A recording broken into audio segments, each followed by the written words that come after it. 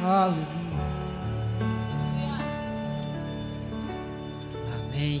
Louvado seja o nome do Senhor, que nos permite vivenciar e experimentar o verdadeiro sentido do Natal.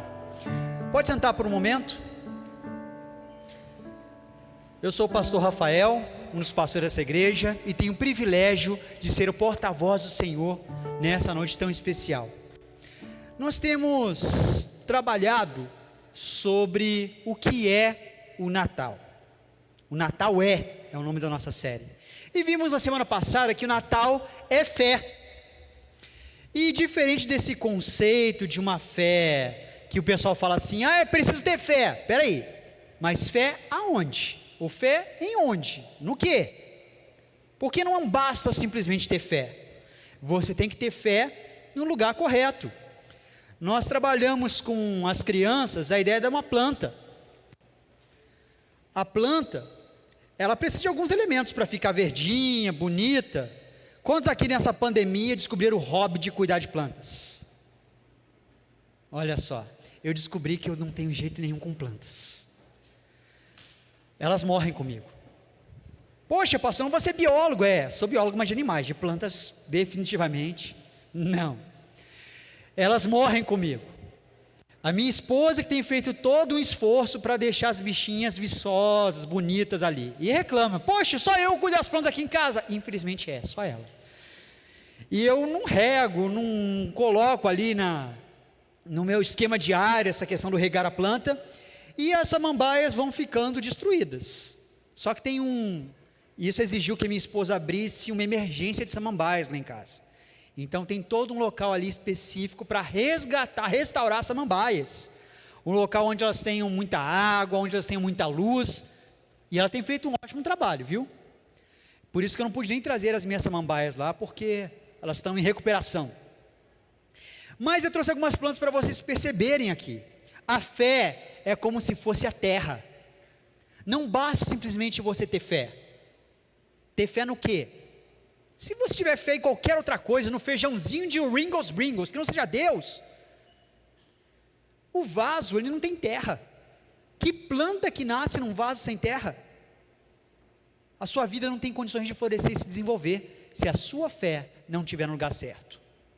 A esperança é como se fosse o sol e a água, que vão nutrir a planta, para que ela possa crescer e ficar viçosa. No caso lá, eu falho com as minhas plantas na água, e elas ficam murchinhas, ficam feinhas. Aí tem que ir para emergência na Yara, para ela cuidar das plantinhas lá, regá-las direitinho, e ter a luminosidade para que elas possam se desenvolver. E o amor que nós veremos na semana que vem, ele está muito relacionado ao fruto. Aquilo que a planta desenvolve, ao fruto, à flor. Mas de uma forma especial, eu quero falar com vocês hoje sobre a esperança. E nós temos visto que o final de ano está chegando, e com eles, as comemorações natalinas. Só que a gente foi acometido por uma pandemia, de maneira que a gente tem perdido alguns elementos da tradição, ao ponto de que muitas pessoas dizem que esse ano, nem teremos Natal. Por quê? Nós estamos tão ligados a símbolos, a tradições, que às vezes paramos de pensar na essência do Natal.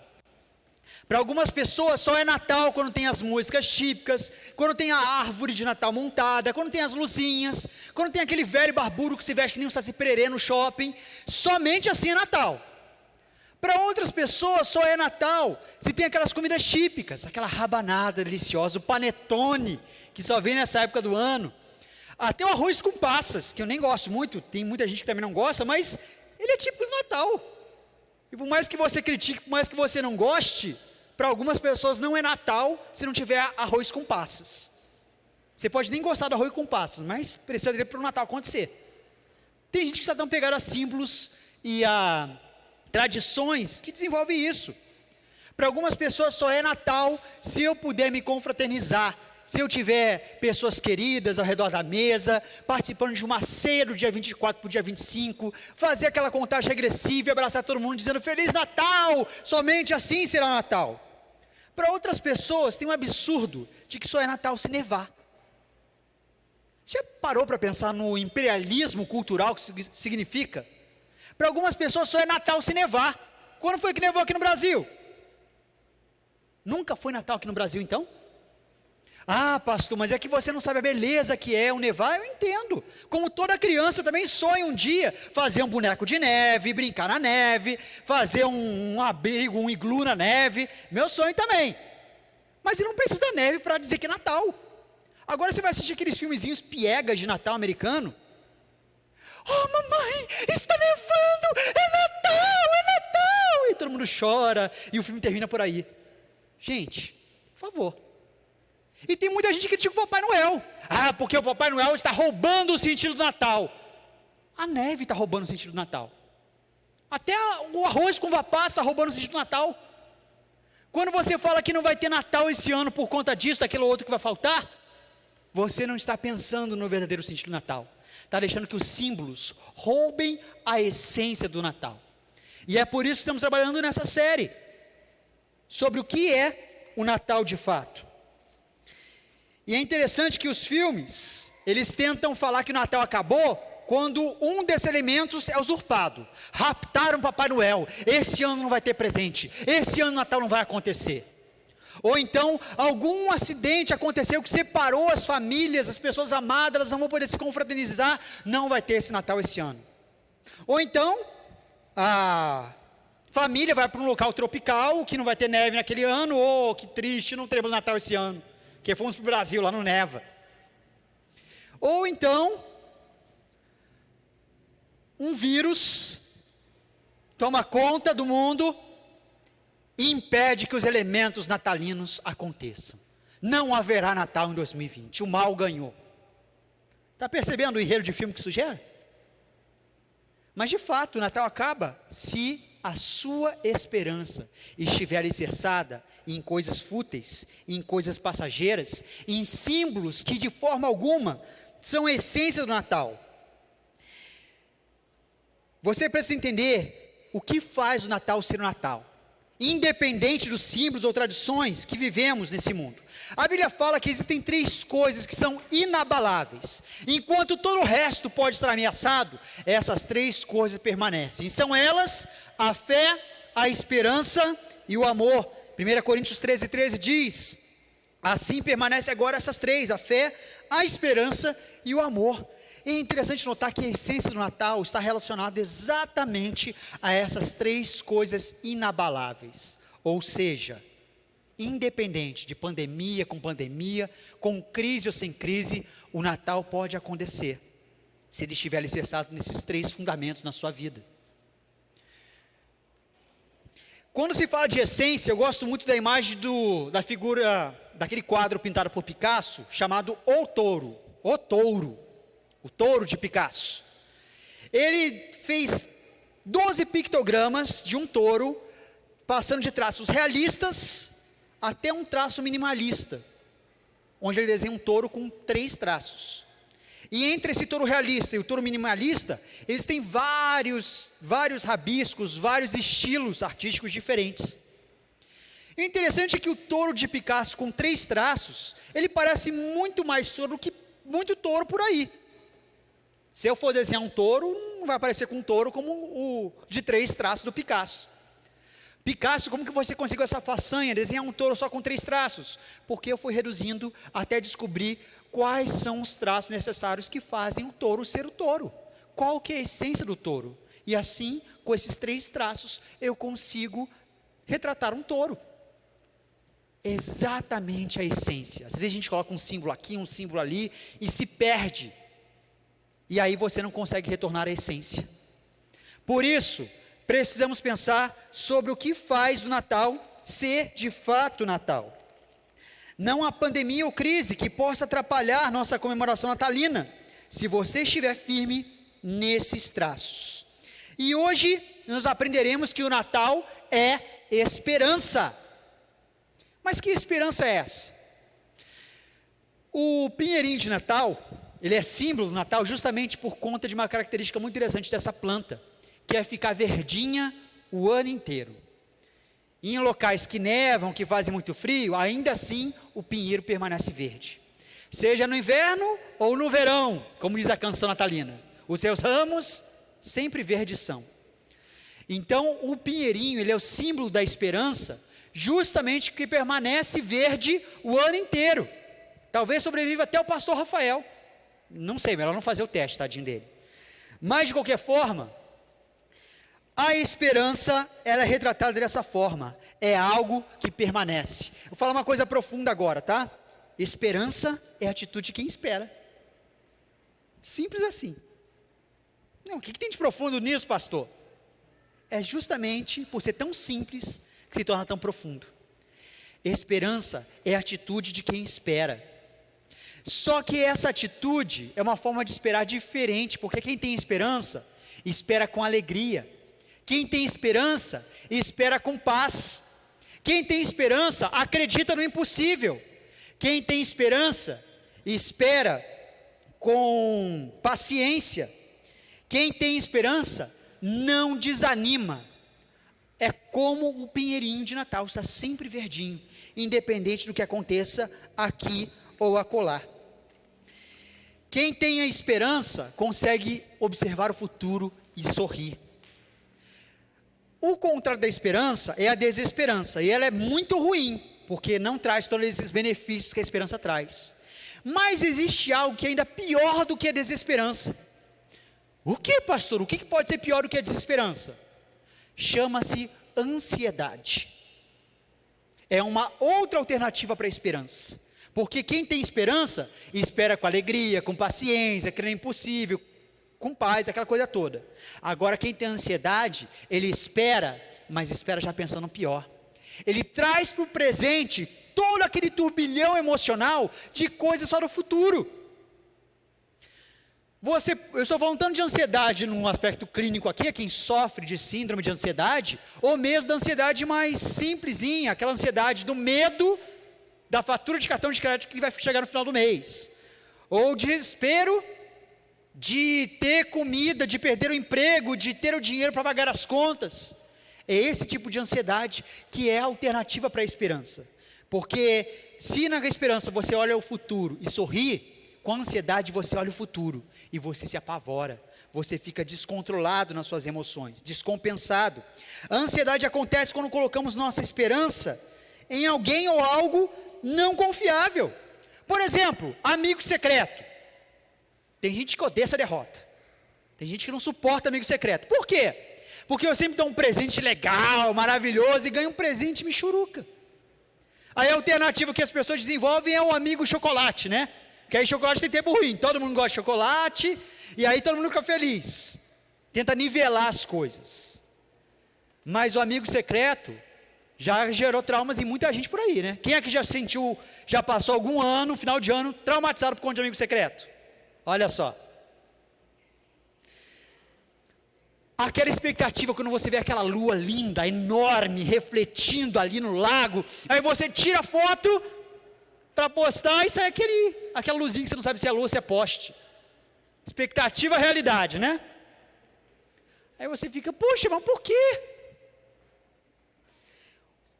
Quando alguém fala para você, um médico ou enfermeiro, não vai doer nadinha, é uma picadinha de mosquito.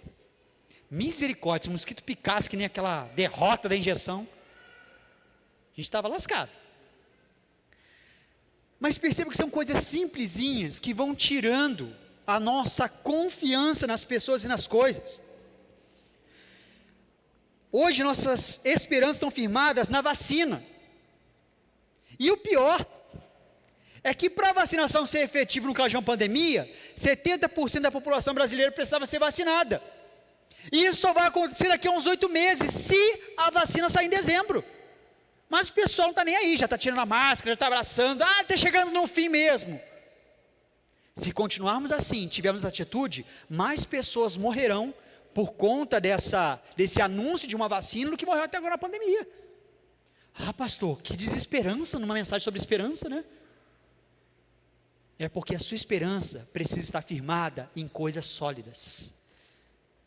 Você não pode cair no risco de ser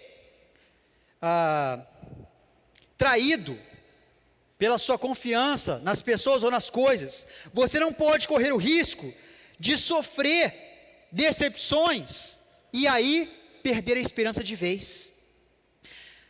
Para ter esperança e não ansiedade, não pode haver dúvida de que aquilo que nos foi prometido será cumprido. Precisamos que quem nos fez a promessa seja alguém confiável. Por isso, a esperança não pode estar em qualquer lugar, nas palavras de homens, nas palavras de pessoas que são falhas. A Bíblia diz que Deus não é homem para que minta, nem filho de homem para que se arrependa. Acaso ele fala e deixa de agir? Acaso promete e deixa de cumprir? É em Deus que precisa estar a nossa esperança. E é interessante que o Natal foi o momento em que Deus, ele trouxe o cumprimento da sua promessa feita lá em Adão e Eva, a promessa de redenção, a promessa de um Messias, a promessa de um rei que tornaria as pessoas a um patamar mais elevado do que simplesmente criaturas ou povo de Deus, mas nos levaria a patamares de filhos de Deus. E essa promessa se cumpriu com a vinda de Jesus, a essência do Natal. Mas o interessante é que o povo vivia uma situação caótica. Eles não passaram pelo teste da esperança. Foram para a Babilônia, passaram 70 anos na Babilônia, voltaram, aí os profetas disseram, vocês têm que reconstruir o templo, para que o Messias possa chegar. Eles reconstruíram o templo, consertaram ali todas as posturas e atitudes deles, e cadê o Messias? Tiveram que esperar mais 400 anos, até que a promessa de Deus se cumprisse. Algumas Bíblias têm ali entre o Antigo e o Novo Testamento, 4 páginas em branco, em sinal desses 400 anos chamados de silêncio profético, ou período intertestamentário. 400 anos de espera, depois que o templo foi reconstruído, para que a promessa viesse cumprir. Deus deu um teste da esperança para o povo, mas eles não eram que nem um pinheirinho de Natal não. A coisa foi difícil. Eles já estavam numa situação tão caótica, tão desesperançosa, dominados pelos romanos. Alguns gritavam, Deus, aonde você está? Venha logo! Deus teve que procurar 2 pessoas, que ainda tinham aquela esperança necessária, para fazer a sua promessa se cumprir. E é isso que nós veremos hoje, Maria e José. Vamos aprender com eles, como que a gente pode manter viva a nossa esperança, a despeito das circunstâncias. Lucas, capítulo 1, narra como que foi o anúncio da chegada de Jesus para Maria. No 6º mês, Deus enviou o anjo Gabriel a Nazaré, cidade da Galileia, a uma virgem prometida em casamento a certo homem, chamado José, descendente de Davi. O nome da virgem era Maria. O anjo, aproximando-se dela, disse, alegre-se, agraciada, o Senhor está com você. Maria ficou perturbada com essas palavras, pensando no que poderia significar essa saudação. Mas o anjo lhe disse, não tenha medo, Maria, você foi agraciada por Deus, você ficará grávida e dará à luz um filho, e lhe porá o nome de Jesus. Ele será grande e será chamado Filho do Altíssimo. O Senhor Deus lhe dará o trono do seu pai Davi, e ele reinará para sempre sobre o povo de Jacó, e o seu reino jamais terá fim. Perguntou Maria ao anjo, como acontecerá isso se eu sou virgem? O anjo respondeu, o Espírito Santo virá sobre você, e o poder do Altíssimo cobrirá com a sua sombra. Assim, aquele que há de nascer será chamado Santo, Filho de Deus. Também Isabel, sua parenta, terá um filho na velhice. Aquela que diziam ser estéril já está em seu 6º mês de gestação, pois nada é impossível para Deus. Respondeu Maria, sou serva do Senhor, que aconteça comigo conforme a tua palavra. Então o anjo a deixou. Em Mateus 1,19, temos ali também um relato sobre como que foi o aviso para José. Então José, seu marido, como era justo e não queria infamar, intentou deixá-la secretamente. E projetando ele isto, eis que em sonho lhe apareceu um anjo do Senhor, dizendo, José, filho de Davi, não temas receber a Maria, tua mulher, porque o que nela está gerado é do Espírito Santo. E dará à luz um filho, chamará o seu nome Jesus, porque ele salvará o seu povo dos seus pecados. E olha o detalhe interessante, tudo isso aconteceu para que se cumprisse o que foi dito da parte do Senhor pelo profeta que diz, eis que a virgem conceberá e dará à luz um filho, e chamá-lo-ão pelo nome de Emanuel, que traduzido é Deus conosco. É notável como Deus teve que buscar duas pessoas que ainda mantinham essa esperança, mesmo num cenário caótico como o povo vivia ao seu redor. E é esse sentimento que foi necessário para trazer o primeiro Natal ao mundo. E é esse sentimento, a esperança, que precisa estar ao seu lado, na mesa, quando você celebrar o Natal, para que o Natal seja de fato real na sua vida. Para manter viva a esperança, o que aprendemos nesse texto é: confie nas promessas de Deus. Confie nas promessas de Deus, Ele é confiável. O anjo disse para Maria: você ficará grávida e dará à luz a um filho. E a pergunta de Maria: como isso vai acontecer se eu sou virgem? Não é uma pergunta de quem duvida, muito pelo contrário. Maria, ela pegou aquilo que o anjo falou no início, porque o filho que está no seu ventre será o rei do mundo, porque homens se prostrarão diante dele, e ela ficou com aquilo maravilhada. Então ela já estava com uma postura de: já é seu anjo, pegou as malinhas dela e vamos embarcar, vamos lá. Mas, peraí, como é que isso vai acontecer? Me dá um norte, para onde a gente tem que ir? Não era pergunta de alguém que desconfiava. Zacarias desconfiou, e aí, em consequência disso, ele ficou mudo durante toda a gestação de Isabel. Sara, esposa de Abraão, duvidou do anjo, quando ele falou que ela ficaria grávida, zombou dele. E o anjo deu uma chamada em Sara. Mas Maria não, porque a pergunta dela era a pergunta de alguém que só queria o alvo para poder partir. Ela já creu, ela já visualizou e ela já esperava o que estava por vir. Sêneca diz que para o navio se destinam todos os ventos lhe são contrários. Ou seja, é imprescindível que você saiba qual é o norte, para onde você tem que ir, para que você consiga resistir a todo o turbilhão de coisas que a jornada vai oferecer. Só que Sêneca não considerou que é importante a gente também confiar em quem está nos dando o norte. Na Airways, quantos aqui já foram decepcionados pelo aplicativo? Quem já se meteu em rascada por confiar no Waze? Olha só, não basta só ter o norte, sabe? Precisa saber se quem está indicando o norte é confiável realmente. E aí sim você pode partir para a jornada com toda a sua garra. Mas coisas acontecem na nossa vida que nos decepcionam. Talvez o seu pai te decepcionou. Talvez a imagem de um pai que você tem, uma imagem totalmente distorcida do que era para ser um pai.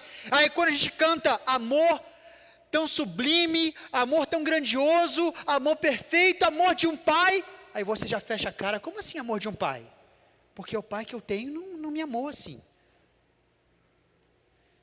Se você perceber que os seus traumas, as suas frustrações, você leva para o seu relacionamento com Deus, você seria mais diligente na forma como administraria o perdão na sua vida. Eu vou repetir: se você soubesse o quanto as suas frustrações interferem no seu relacionamento com Deus, você seria mais diligente na forma como administraria o perdão. Porque você pode não ter tido um pai perfeito, aliás, ninguém teve. Mas inevitavelmente você vai levar os sentimentos que você tem para o seu pai terreno para o pai celestial. Se você tem desconfiança do seu pai terreno, você inevitavelmente vai desconfiar do seu pai celestial. Se você foi frustrado, foi decepcionado pelo seu pai terreno, inevitavelmente você vai ficar com o pé atrás com o seu pai celestial.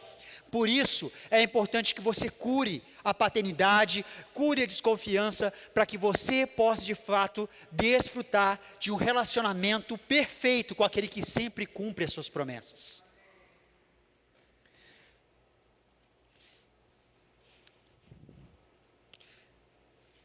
Quando eu era criança, eu descobri muito cedo que não se pode confiar nas pessoas. Eu estava lá na casa do meu tio. Ele estava em construção a casa dele, e eu tinha uns 3 anos naquela época, minha prima devia ter uns 4, 5 anos. Ela resolveu fazer uma brincadeira tola de menina de 5 anos, pegar areia e tacar em mim.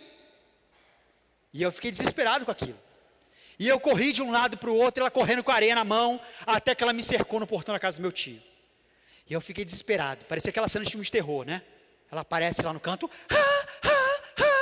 foco no rosto dela. E ela, aquela mãozinha fechada, aquela cara assim de psicopata, se aproximando com a areia.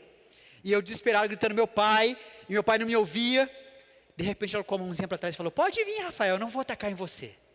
E eu, com 3 anos de idade, acreditei. Quando eu passei por ela, só me lembro da mão dela estendendo. Pá!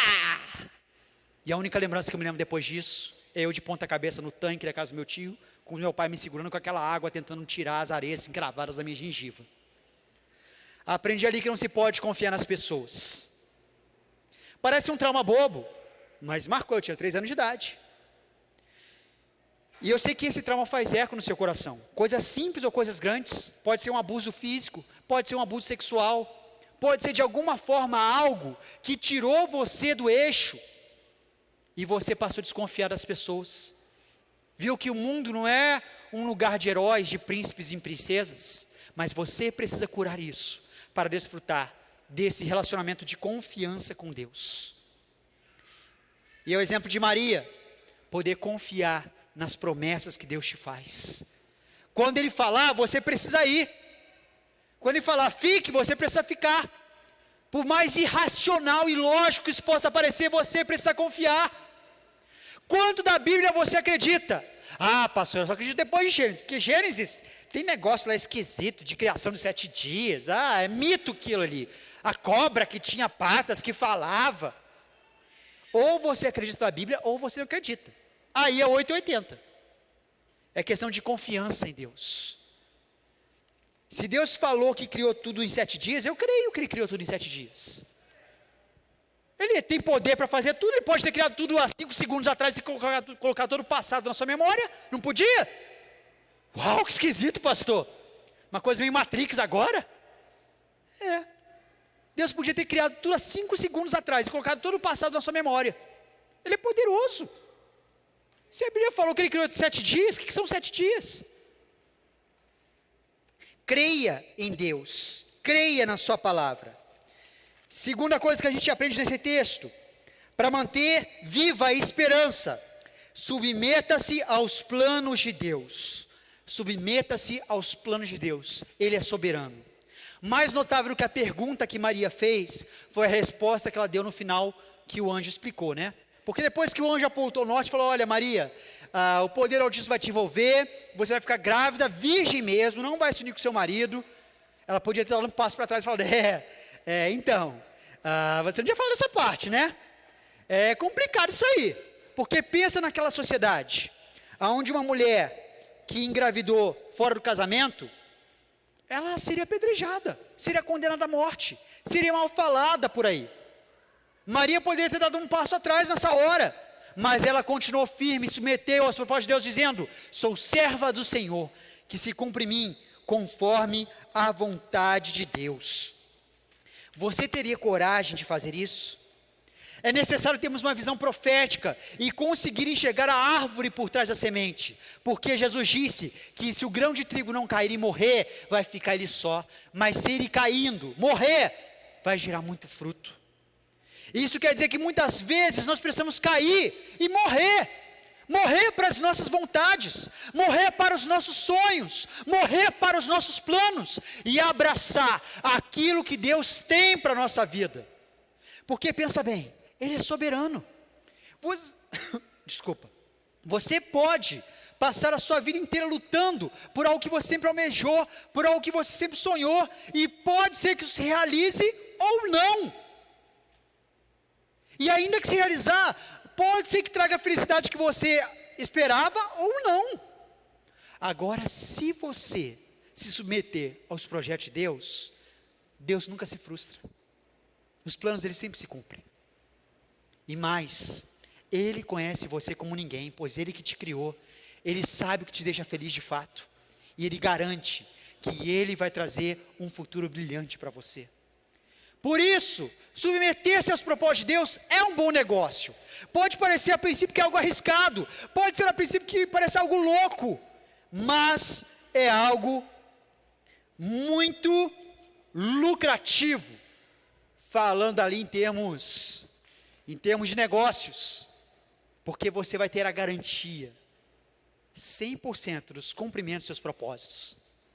E você vai ter a garantia da sua satisfação plena. Não existe negócio melhor do que esse, mais certo do que esse. Então faz o seguinte, sabe aquelas listinhas que a gente faz no final de ano?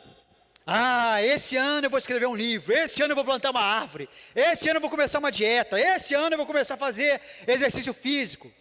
Faz uma listinha com seus planos e os seus sonhos, e num sinal de submissão, amasse, rasgue e diga a Deus em oração: eu sou servo ou serva do Senhor, que se cumpre em mim os propósitos de Deus.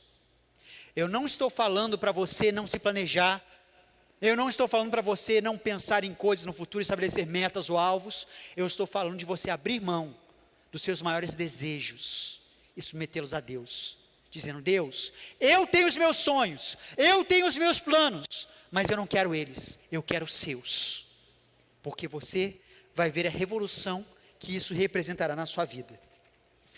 Por último, para manter viva a esperança, saiba que Deus está com você em todo o tempo. Para manter viva a esperança, saiba que Deus está presente com você em todo o tempo. Ele é presente, Ele é o Deus Emanuel. Olha que interessante a forma como o anjo apareceu para José, e lembrou ele de uma profecia, dizendo que isso é o cumprimento da profecia, porque o bebê que está no ventre de Maria, ele se chamará Emanuel. José, ele tinha todos os motivos ali para deixar Maria. Ele não é uma questão de dúvida, uma questão de desconfiança somente, porque o texto diz que ele era justo. Se ele casasse com Maria e fosse descoberto que Maria estava grávida, antes do casamento, ela poderia ser apedrejada. Se ele deixasse o casamento, a culpa recairia sobre ele. Eu engravidei ela, isso que as pessoas iam falar. Ele não queria difamá-la, ele ia trazer o peso para ele, mas ele não queria entrar naquela jornada, porque era muito esquisito para ele, muita informação. E o anjo foi lá e falou: olha, não tema receber sua mulher, porque o filho que está nela é de Deus, porque ele será chamado de filho do Altíssimo, e é para que se cumpra a profecia, de que a virgem conceberá e dará à luz a um filho, e seu nome será Emanuel, que significa Deus conosco. E é interessante que esse lembrete do anjo, de que o nome Emanuel significa Deus conosco, dava uma força para José de enfrentar o que precisasse enfrentar, de saber que por mais difíceis que fossem as circunstâncias, por mais difíceis que fossem as coisas ao redor, ele teria a garantia de que Deus estava com ele. E isso, gente, é impagável. É muito fácil você perceber que Deus é Emanuel quando as coisas vão bem na sua vida. Com muito treino, as pessoas mais piedosas conseguem enxergar a presença de Deus quando as coisas não vão bem. Mas agora o ápice da maturidade é quando você consegue enxergar o Deus Emanuel quando as coisas estão comuns e normais. Quando as coisas corriqueiras do dia a dia, as coisas mais banais estão acontecendo. É aí que você vai desfrutar plenamente do Deus Emanuel. Como assim, pastor? Desde cedo eu percebi que eu podia contar com Deus com coisas mais simples e banais do meu dia a dia. Coisas que a gente não imagina. Poxa, como que o Criador do universo, aquele que mantém as estrelas, as galáxias em constante movimento, ele vai parar para dar atenção a uma oração de uma criança pedindo pela tampinha da caneta que desapareceu? Mas ele ouvia e atendia. O cadeado, a chave do cadeado da minha bicicleta, que desapareceu no matagal, eu orava e encontrava. A molinha da pulseira do relógio que sumiu, eu orava e encontrava. O sorteio da escola que ia premiar não sei o que, eu orava e ganhava. Eu usava oração até para ganhar a partida de bolinha de gude, gente. Parece falcatrua da minha parte, mas teve uma vez que eu estava jogando uma competição lá, e tinha um menino fera ali da região, eu estava aprendendo a jogar ainda, mas ele jogava muito bem. Eu joguei errado, a bolinha caiu do lado da dele. Para quem sabe jogar, era só pegar, me matava. Mas eu fiz uma oração rápida e falei: você não vai me acertar. Aí ele riu da minha cara, falou: quer ver? Ele fez um negócio lá, que não sei o que aconteceu, que a bolinha zuniu para o outro lado do terreno e não me acertou. Aí eu fiz outra oração rápida e falei: agora eu vou te acertar. Ele riu de novo, quero ver. Eu peguei a bolinha e taquei de qualquer jeito. A bolinha, acertou a dele. Ganhei o jogo. Só que ele não deu as bolinhas dele não, né? Porque quem ganha o jogo ganha as bolinhas. Ele pegou as bolinhas dele e falou, não joga mais contigo não, vira essa boca para lá. Tudo bem, não ganhei as bolinhas, mas eu ganhei outra coisa fenomenal para a minha vida. A certeza de que Deus está presente e de que Ele se importa até com as coisas simples da minha vida. Algumas coisas não mudam. Eu cresci, mas eu continuo perdendo a carteira, a chave do carro. Felizmente Deus é uma das coisas que não mudam. E eu continuo contando com Ele nas minhas orações para encontrar essas coisas. A partir de bolinha de gude, deu margem para outros tipos de competição. E eu sempre tenho contato com Deus com essas coisas. Quem conhece a minha esposa, sabe a beleza que ela tem, interior e exteriormente. Uma pessoa formidável, uma pessoa amorosa, uma pessoa muito bem relacionada, sabe conversar com as pessoas num nível de empatia tremendo. Eu falo que ela é mais pastora do que eu, na forma como ela lida com as pessoas. Uma pessoa sábia, uma pessoa sobretudo linda. Como que ela casou com você? Oração. Ela responde oração. Só isso. Deus é Deus presente. Ele se importa com cada ponto da sua vida. Cada detalhe. Por isso, você vai desfrutar do presente que Emmanuel é. Se você souber enxergar Deus, até nas coisas mais banais e corriqueiras do seu dia a dia. Baixe sua cabeça nesse instante. Quero orar com você.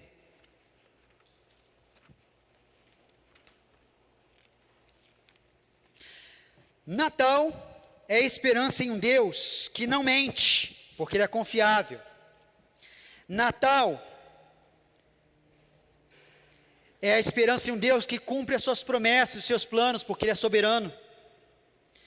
Natal é a confiança num Deus que está sempre conosco, porque Ele é presente. Se você tiver sua esperança fundamentada nele, não há pandemia ou crise que possa te abater. Se você focar no que é externo e manter a esperança, mesmo no momento de crise, deixar que ele contagie outras pessoas, então vocês vão comemorar o Natal não apenas no dia 25 de dezembro, mas todos os dias da sua vida, porque você saberá qual que é a essência do Natal. O presente de Deus à humanidade, o Deus que cumpre as suas promessas, o Deus que é soberano sobre toda a história, o Deus que se mantém presente, pois é Emmanuel, e está contigo todos os dias da sua vida, 24 horas por dia, 7 dias por semana, e não para te condenar, mas para te ajudar, para te sustentar, para avivar a esperança que um dia foi embora na sua vida. Talvez você tenha vindo aqui hoje porque quer resgatar de alguma forma aqueles rituais natalinos que marcaram a sua infância. Talvez você esteja sentindo falta disso. Mas eu quero dizer para você que Deus quer fazer com que você experimente um Natal sem igual, fundamentado na essência, na fé, na esperança e no amor de um Deus que te ama tanto, ao ponto de entregar o seu Filho Jesus como um presente para a humanidade, para que Ele morresse numa cruz, ressuscitasse, e hoje Ele estivesse disposto a ser o caminho do perdão, para que você possa se reconciliar com Deus. E nesse momento eu queria que você fizesse uma oração comigo.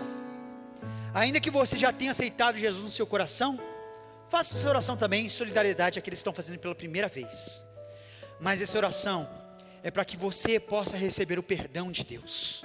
Não importa o que você tenha feito, não importa como você levar a sua vida até esse momento, Deus quer fazer o seu Filho nascer no seu coração nesse Natal, para que você desfrute da vida verdadeira que Ele tem a oferecer. Então ore comigo nesse momento. Paizinho, muito obrigado, porque eu posso chamar de Pai. Muito obrigado, porque o Senhor me ama, porque o Senhor deu Jesus para morrer no meu lugar e perdoar os meus pecados.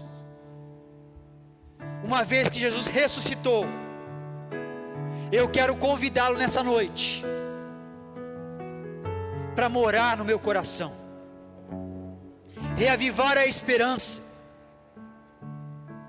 e me fazer viver a vida plena que o Senhor tem para nós. Eu te agradeço, no nome santo de Jesus, amém. Aí na sua cadeira há um cartão. Eu gostaria que você preenchesse esse cartão, você que fez essa oração pela primeira vez, colocasse ali as informações, e no final, o pessoal da equipe de recepção, os voluntários, eles estarão recolhendo esse presente, esse cartão, e te entregando um presente, para que possamos ajudar você nessa caminhada. E eu quero, tá o cartãozinho aí? Pega ele para mim. Obrigado. É esse cartão aqui, ó, amarelinho, está aí na sua cadeira.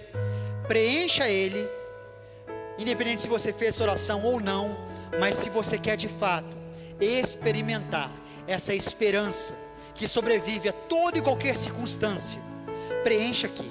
Nós queremos acompanhar você nessa jornada e nessa caminhada, e que todos tenham um ótimo e um feliz Natal, uma vez que a nossa essência permanece firme, inabalável, independente das circunstâncias. Que Deus abençoe todos, queridos.